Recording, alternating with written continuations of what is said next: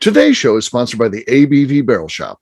The ABV Barrel Shop is located in the St. Louis metro community of Arnold, Missouri, and is the world's first single barrel only liquor store. This store is owned and operated by Steve Akeley and Jim Fosnot. Get signed up for their email distribution list to find out when the store will be opening, what their hours will be, and most importantly, what they will have in inventory at abvbarrelshop.com. We are also sponsored by The Bar to Go. The Bar to Go offers a fully customizable carrying case that allows you to take your favorite distilled spirits or cocktail ingredients with you. Whether you're looking for yourself, a customized gift, or logo items for your business or event, The Bar to Go can help. Check them out at thebartogo.com. Use the number 2 when you type out The Bar to Go. Did you know Neely Family Distillery now ships its popular distilled spirits directly to you? To order, simply call 859-394-3258. Tell them the ABV Network sent you. And now, on to the show. Let's drink!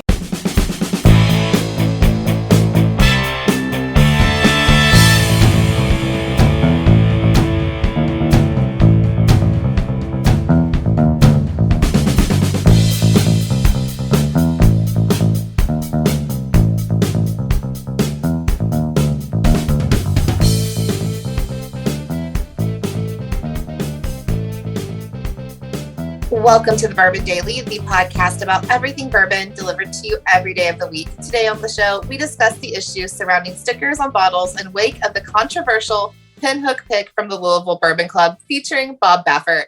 My name is McNew. Please join me in welcoming my co-host, Miss Beka Sue, along with our special guests, Turner Walthen, Tim Swaya, and Susie Cousins. Hello. Howdy. Hello. How's everyone doing today? Good. Welcome to the show. We are discussing the label debate once again. I know that this has been a topic we've discussed a time or two, and now this is, we're actually finding out some real consequences here. But before we talk about the great label debate, Tim, you mentioned earlier that you had some small talk. What do you got for us? Yes, so with all of the trouble flying today, I was curious. I mean, we're all in the middle of vacation season. If you could fly anywhere for free, where would you go? Anywhere. That's neat. I'd go to Bora Bora. Mm. Because I think Give me that's the an farthest expensive place on the flight. map. What? Give me the farthest place on the map and Yeah, get me there. exactly. Like I think it's a long flight anyways, and it's an expensive flight. So why not fly there for free, right? It's already going to be expensive to stay there. Mm-hmm. So why not get the flights comped?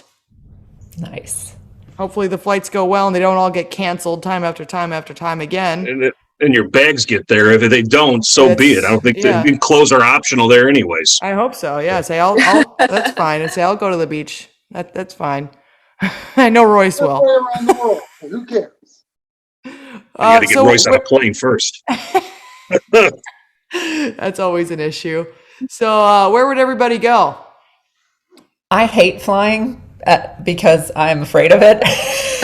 And I really, as short as possible is better, except really it's the takeoff that I don't like. Like I'm always worried until it gets to the part where it dings and they're like, hey, we're fine. Everything's great. Just, you can open your laptops now but then I'm the person the whole time that's like, the sound changed. Did you hear the sound change? It's a different sound now. Something's wrong the whole time. You need to get the Apple, like the Apple, or probably not even just Apple, but any of the noise canceling headphones, because those have helped Royce out a lot because it cancels out everything, and then you can't hear any change in the sound. You don't hear anything. You barely even hear them talking. You don't hear it is so soothingly quiet. You don't hear the babies screaming. Oh. So get a set of, if you're gonna be flying anytime soon, get a set of some type of noise canceling headphones.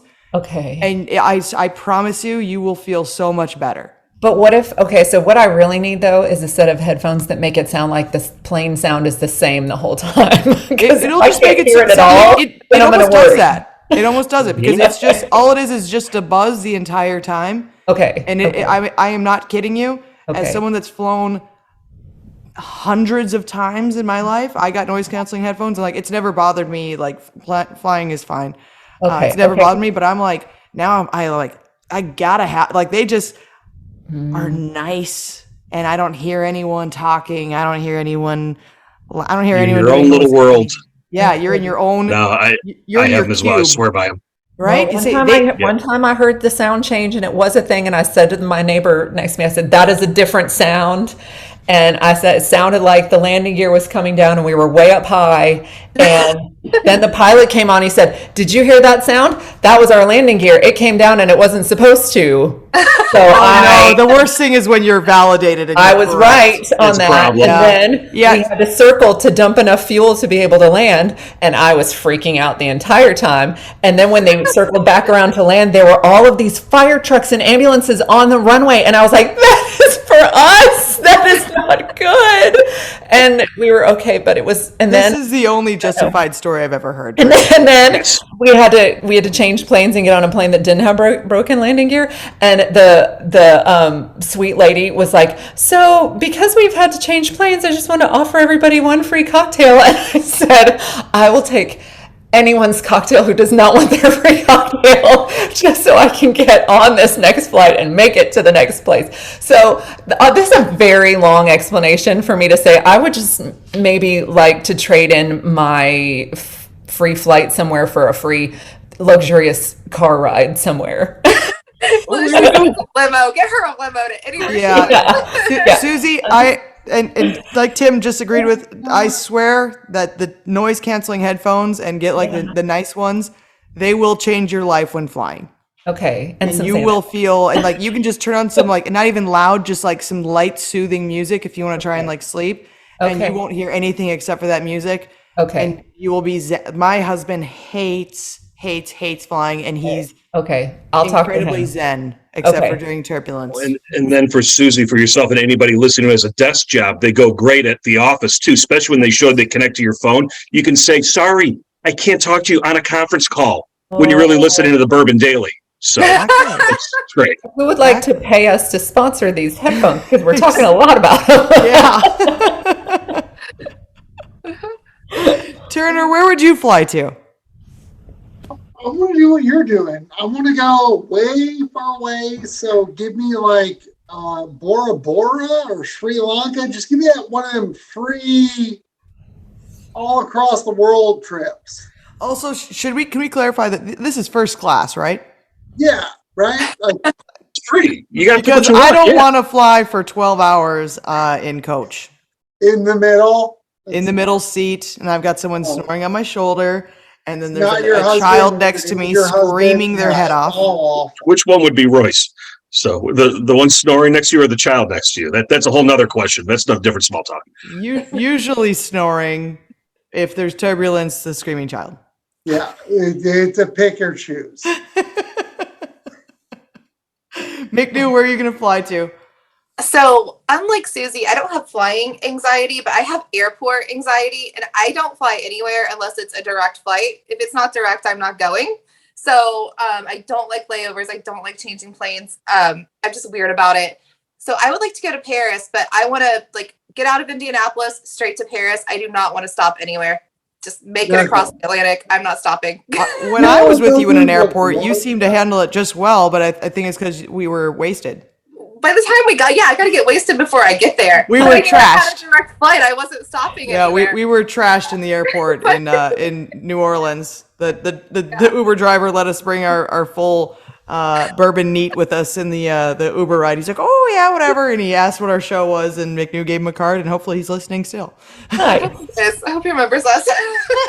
Yeah, I got to be pretty lit, and I only try to book direct flights, so that's what I do. Makes sense. Tim, where are you flying to? So I've flown for over 20 years in airports all over the place, seen a lot of stuff. And there's nothing better than that airport beer, airport cocktail right before you get on. That's one of the best cocktails. That's one of the best experiences you have. Whatever your drink of choice is, that's for sure. But I'm with Turner and Beka Sue. I'm not going to Bora Bora. I'm going to Vanuatu because I just think it sounds freaking cool. Vanuatu's an island in the South Pacific, volcanic, and they just issued a coin with Bill Murray's face on it as well. That's legal tender there. So you got to appreciate the marketing of Vanuatu. Plus, I probably could take some boat or skimmer to Bora Bora, but my geography may be wrong, but at least we're in the same vicinity. But give me that South Pacific, away from everything that you've never seen before, something like Skull Island, where King Kong's at. Get me the hell out of here, away from everywhere else in the world that's something different. Yeah, I think that's kind of the ticket. But I'll tell you what, you are correct about that airport cocktail.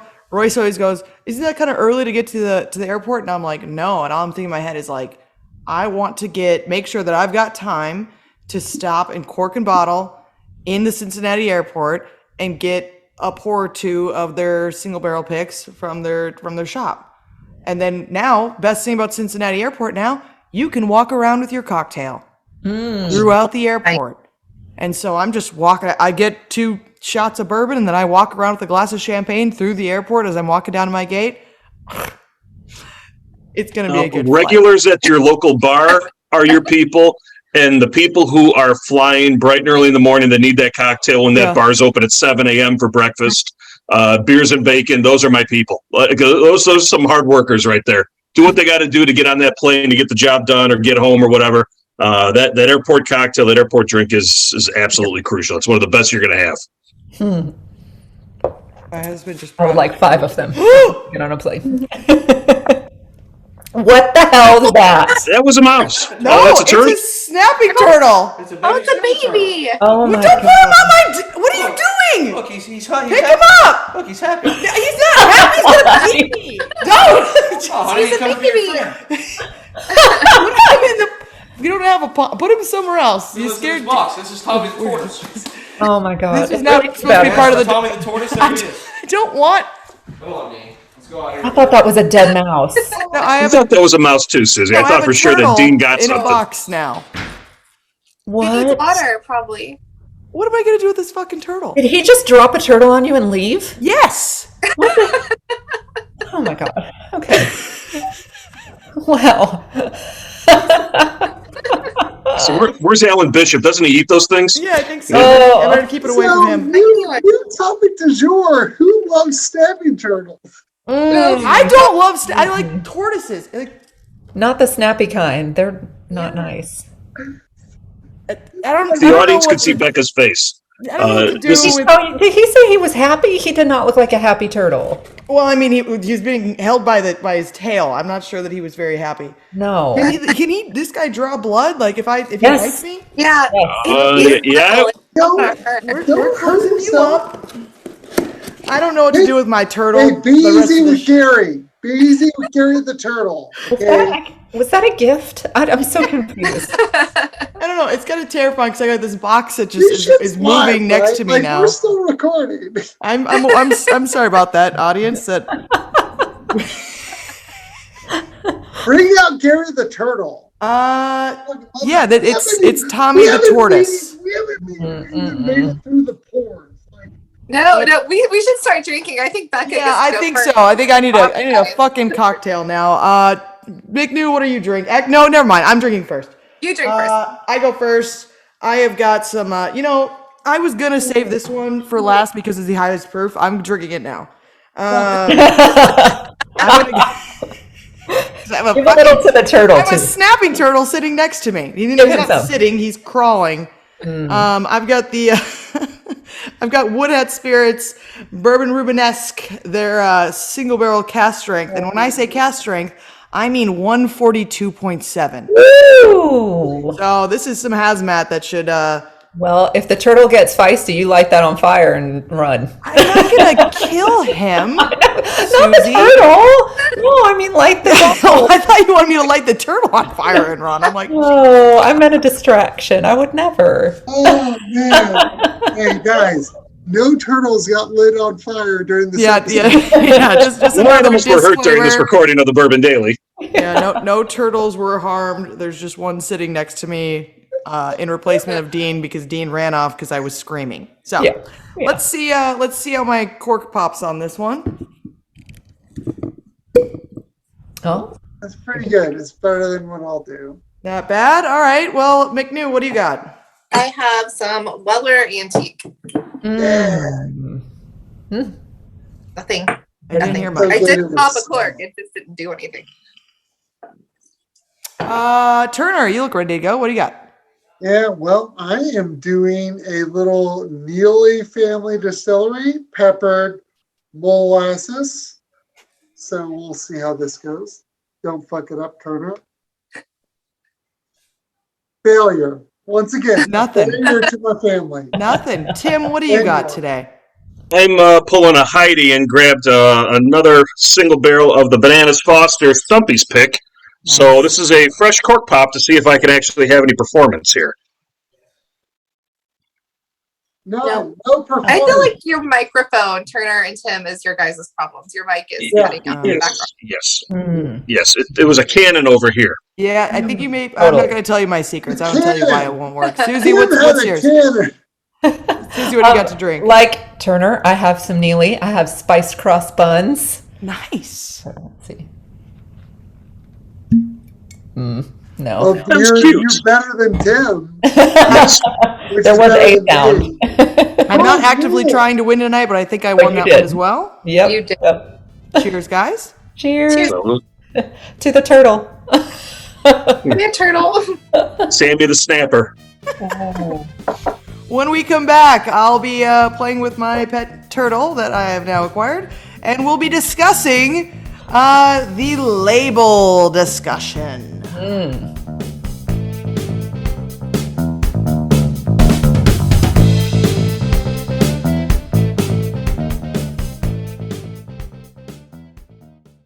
Let's talk about the people who make these shows happen. First up is the ABV Barrel Shop. The ABV Barrel Shop is owned and operated by Steve Akeley and Jim Fosnot in the greater St. Louis area. It is the most unique shopping experience in the world of bourbon, as the ABV Barrel Shop only focuses on single barrels. We aren't open just yet, but our plan is to have the most diverse single barrel offerings from our many friends in the world of bourbon. By signing up for a weekly email, you will know our entire inventory we have on hand. In addition to single barrels, we'll have a tasting bar and a gift shop featuring logo merchandise for both the shop and the ABV network, as well as a full curriculum of bourbon education classes. Additionally, we'll use the gift shop to feature products from our partners in the world of bourbon, companies like Art Eatable Chocolates and Old Man Bay Signs. Head over to ABV Barrel Shop to sign up for our email and text distribution list so you can stay in the know. Hi, this is Steve Akeley, owner of the ABV Network. We're sponsored by the Stave and Thief Society. This is where you, a bourbon enthusiast, can expand your knowledge and emerge a bourbon steward. In 2017, I completed my Executive Bourbon Steward certification. It's the most comprehensive bourbon certification program available and connects you with an expansive network of bourbon enthusiasts and professionals. Check out the full listing of in-person and online certifications and join the society today by enrolling at staveandthief.com. Okay, let's talk about Neely Family Distillery. In 2018, I met Royce Neely at an industry event. He started appearing on our shows, and we became friends during my frequent visits to Kentucky. Today, he's leading the way for young distillers making their mark on the bourbon industry. A visit to Neely Family Distillery combines family history, a look at what makes their products unique, and of course a tasting through their whiskeys, moonshines, and creams. Check them out at NeelyFamilyDistillery.com and visit them in Sparta, Kentucky.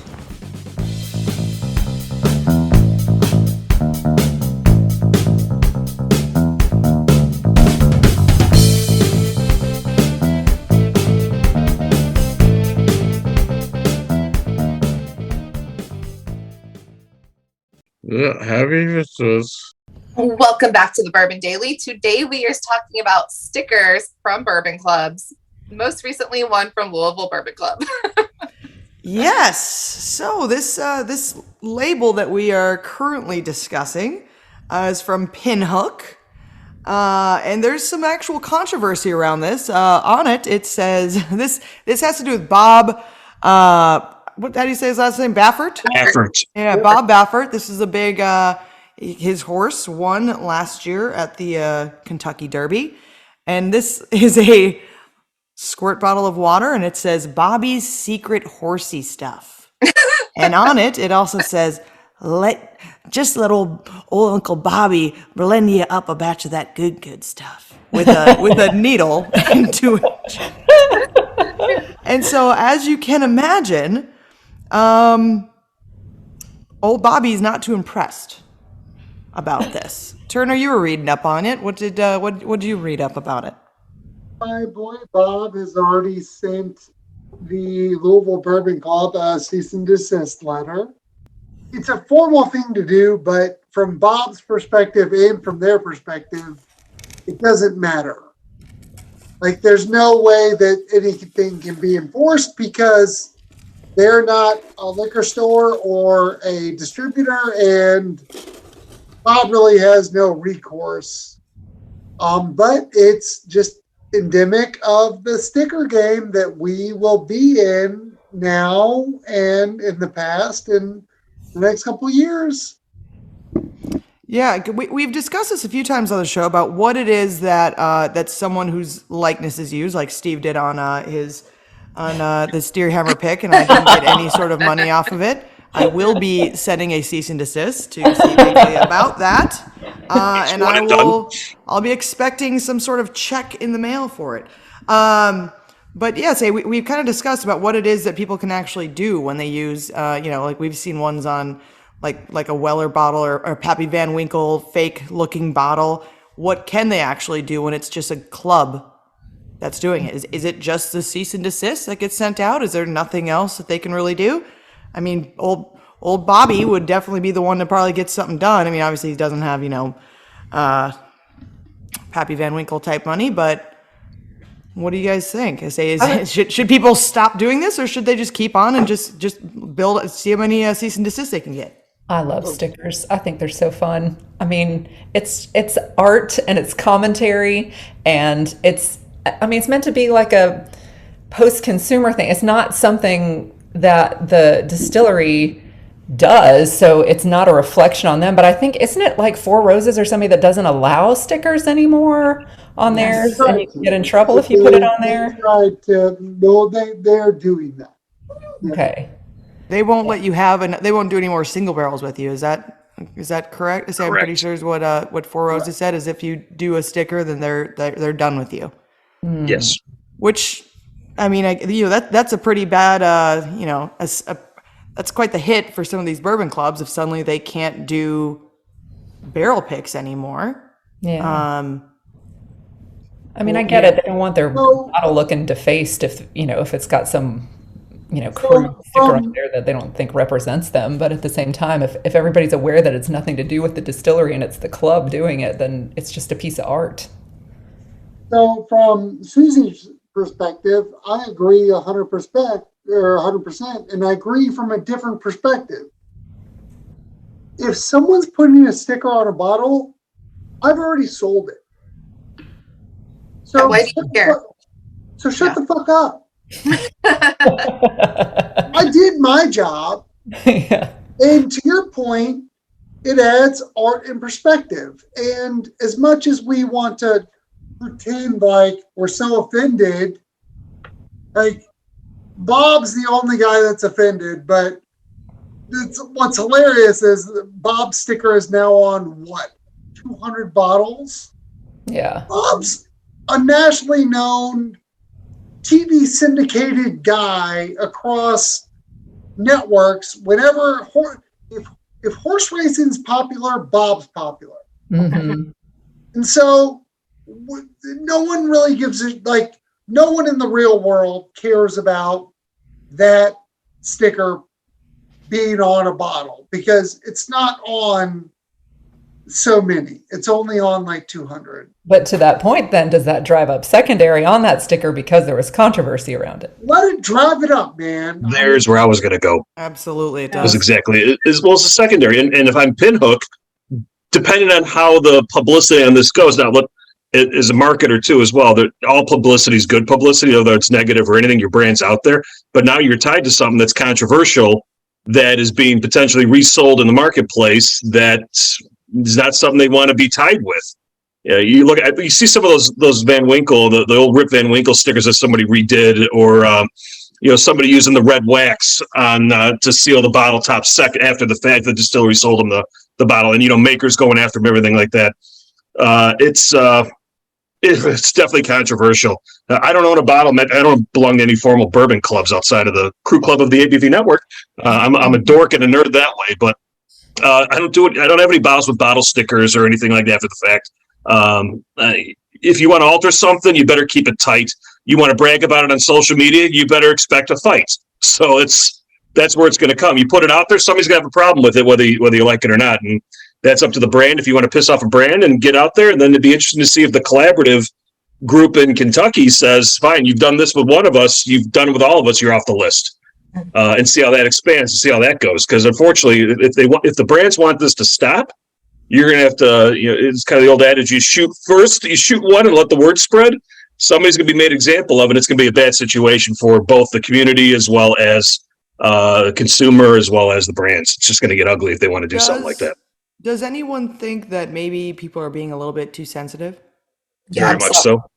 Every single time. There was one, what was it, the coach that moved from like UK to Louisville and he got like strippers and stuff? He had a sticker too, and people lost their damn minds. Like, Yes. who cares? Get over it. It's funny. It's funny. They did these things. It's funny. Make fun of them. It's Yeah, if fun. you're a public figure and you mess up, then I'm sorry, but you're allowed to be made fun of. Bullying's allowed, right? If you're a public figure. Yeah. Say maybe people are taking things a little bit too seriously on occasion. But I'm kind of happy to see like what actually is transpiring, because we've discussed this, I think, plenty of times on shows.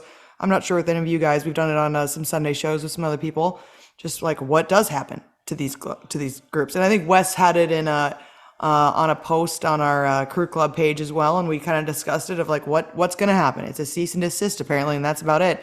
And possibly being banned from some of these distilleries, which is a big deal, but also like maybe lighten up a little bit. Yeah. I mean, I'm a piece of corn on a bottle. It's I don't think it's any different than like a political cartoon you would find in the newspaper. Somebody could have taken this Bobby Baffert secret sauce and put it in the newspaper. It could have been a cartoon. That's a good point. You probably have. Yeah, it's probably already been done when the whole incident happened with him. Now it's just pulling it, picking off a scab that's been gone for almost over a year. Right. And then you pour a little salt in the wound, and then he has a personal problem with it. If anything, they should have done this sooner. That's right. Yeah. They should have done this barrel pick last year. Like where Bob fucked up is, okay, now Bob hired an attorney that jacked up his rates that cost you probably $3,000, give or take. And all he did was send a CNS. Like, that's all he can do. Like, all he can send is a cease and desist. Like, that's it. Which drew more attention to Pinhook's already sold it. It's already won through the retailer. Pinhook's not going to be like, you can't do this anymore, because it's not bad business. Yeah. But if he hadn't even sent the letter, that probably would have gone, in and out and not. And we wouldn't have been discussing it on the show. Yeah. We would have even been discussing this on the show. Right. There should have been absolutely nothing like that was going on, and now here we are discussing what happens when you have a questionable sticker, which is funny. It is actually a funny sticker, and actually pretty well made as well. Yeah. Yes. Yeah, good. Yeah, and I think people like celebrities that can take a joke and allow themselves to like, oh, I fucked up. That's kind of funny. You got me. Are so much more likable than people that do. They are like you got to own your bullshit sometimes. Yes. If Bob Baffert had decided to groundswell all those bottles and sign them and sell them for charity, he'd be back in a month. Yeah. Oh, for sure. Yeah. Or even if he said, send me one of those. Right. I can take a joke. Good joke, but at least I at least want to have a drink of that. Yeah. It would have been a lot funnier to say, hey, you guys are assholes, but send me a bottle. So at least I've got one for up on my shelf. Yeah. Right. I'd say that if you're going to do that, you should always do it. In fact, why did I pay for this bottle? My face is on it. That's right. You should have gotten that for free. I need to be reimbursed for that bottle. Top bottle. Yeah. A little something for the effort, Yeah, exactly. Anyone else have anything to add about the sticker controversy? I don't think so. All right. Well, let's see where we can find everyone today. Tim, where can we find you at? You can find me on the Tasting Events page on abvnetwork.com and on Instagram at SwyGuy2112. All right. Turner. At rollingforkrum.com or on Instagram and social at rollingforkrum. And if you want to buy our special bottle, / Bob Baffert.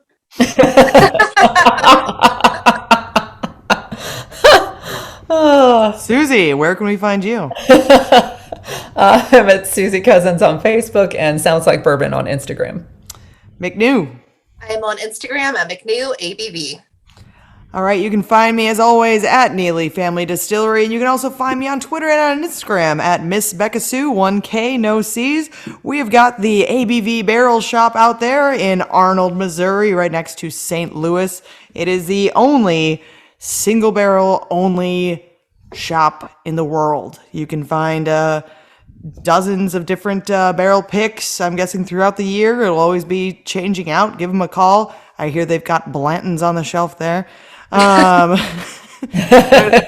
and see Jim and Steve down in St. Louis to get your single barrel picks. McNew, got anything else? I would like to remind the audience to please give us a 5-star review. That includes comments. It helps new people find the show, which is very important to us. And if you like what we're doing, we ask that you please visit our Patreon page at patreon.com/the ABV Network. Until next time, see ya. Bye. Bye. See you, folks. Peace.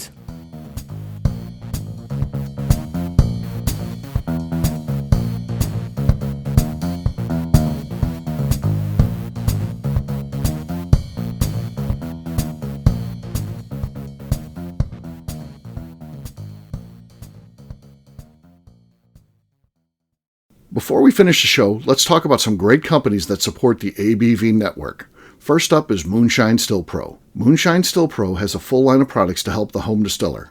Whether you want to experiment on the stove in your kitchen or you're looking for a bigger setup in your backyard, owner Russell Creed and his team can help. They have multiple still offerings, accessories, and even grain from their partners at Goldstone Mill to assist you in making whiskey on par with your favorite distillery. They can also help you with some fabricated parts you probably can't make yourself if you are attempting a DIY still project. Learn more or order your still or parts at moonshinestillpro.com. Another friend of ours is the Goldstein family at Goldstone Mill. The Goldsteins offer a variety of heritage and heirloom grains to make the finest whiskeys in the world. Plus, they are more than just a grain company. They are truly consultants to make sure the grains they are providing to you or your business meet your highest expectations. Additionally, they work with mills around the country, ensuring shipping is as low as possible for their customers. If you're a distillery, brewery, or even doing this at home, Goldstone can assist you. Check them out at goldstonemill.com, call them at 217-254-6613, or check in via email at hello@goldstonemill.com.